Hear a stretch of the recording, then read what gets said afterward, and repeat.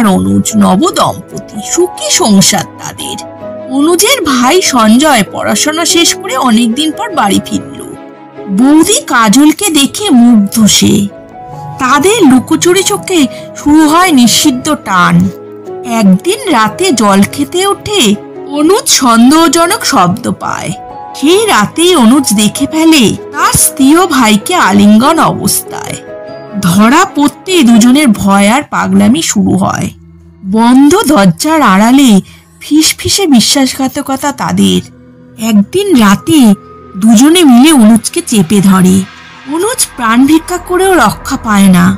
কাজল আর সঞ্জয় মিলে অনুজকে শ্বাসরোধ করে খুন করে। এরপর তারা অনুজের মৃতদেহ টেনে নিয়ে যায় তাদের পুরনো কুড়েবাড়ির পাশে।